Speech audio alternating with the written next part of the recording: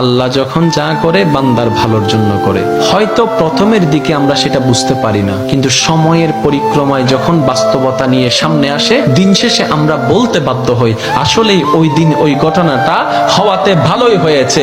আল্লাহ কখনো বান্দার ক্ষতি চাই না। আল্লাহ যদি ক্ষতি চাইতেন সকালের নামাজ না পড়ার কারণে কান্না করে দিতে পারতেন, যদি আল্লাহ ক্ষতি চাইতেন দুপুরে নামাজ না পড়ার কারণে ল্যাংড়া করে দিতে পারতেন।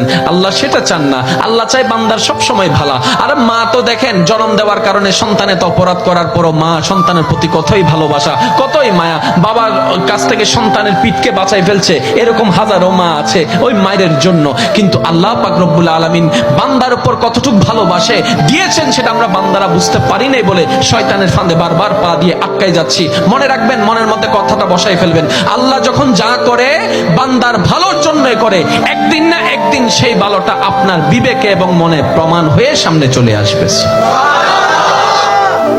আমি বুঝাতে চাচ্ছি আমাদের সাথে সবচেয়ে কানেকশন কার বেশি ভালো থাকতে হবে, বান্দা হিসাবে আল্লাহর, উম্মত হিসাবে নবী রাহমাতুল লিল আলামিনের। এখানের ভিতর যে কেউ চাইলে জীবন সাজাই ফেলতে পারবে। আমি বলছি যে কেউ, anybody, you can do it, not impossible.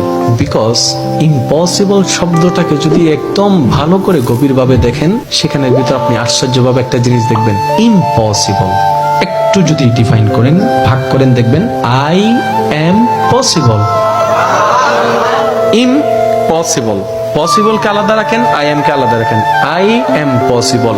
Impossible শব্দটাই আপনাকে জানান দিচ্ছে আমি অসম্ভব নই, যদি রবের রহমত থাকে আমি তোমার জন্য সম্ভব। বিদেশে যাওয়ার আগে আপনার এলাকায় দেখেন টিকিট চলে আসছে, ভিসা চলে আসছে, টিকিটের টাকা নেই। অনেক ছিল, কেমনে কেমনে টাকার ব্যবস্থা হয়েছে, সে বিদেশ চলে গিয়েছে। এখানে অনেক ব্যবসায়ী আছে, ব্যবসা শুরু করার সময় সেই পরিমাণ টাকা ছিল না, কেমনে কেমনে ব্যবসা শুরু হয়েছে। দেখ কেমনে কেমনে, রব বলে এটা কেমনে কেমনে নয়, একটু আমার দিকে তাকা, এমনে এমনে এমনে এমনে এমনে। তাহলে আপনার কাছে যদি আপনার রব থাকে, আপনার টেনশন কি? আপনার দুই নম্বরই করার তো কোনো দরকার। এই রমজানকে সামনে রেখে অনেকে দ্রব্যমূল্যের দাম বাড়ানোর জন্য কত চালাকি করছে, গুদামজাত করছে। আমি তাদের উদ্দেশ্যে শ্রদ্ধার সাথে একটা কথা বলবো, ভাইয়া জীবনে হয়তো অনেক করেছেন, আপনি এই কারণেই করছেন 2টা টাকা 5টা টাকা লাভ বেশি হবে।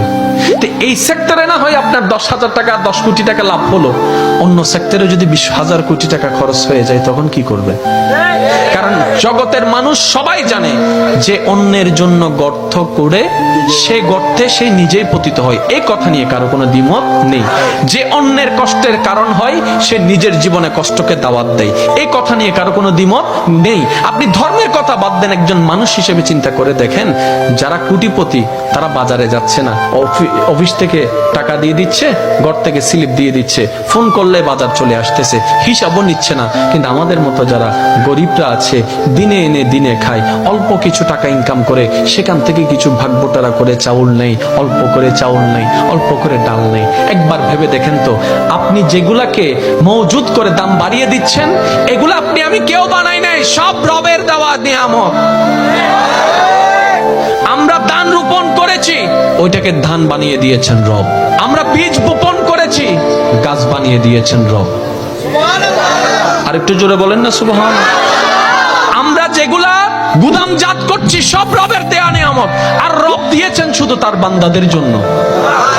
এবার আপনি আমি যদি সে বান্দাদের কাছে খাবারটা পৌঁছানোর জন্য একটা দেওয়াল হয়ে দাঁড়ায়, রবের কাছে আপনি আমি আসামি হয়ে যাব।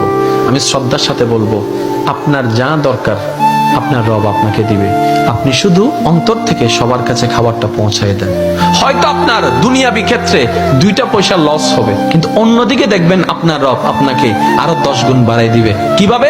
মানজা বিল হাসানাতে ফালাহু আশরু আমসালিহা। যে রবের জন্য 1 দেয়, রব তাকে বিনিময়ে 10 দেয়।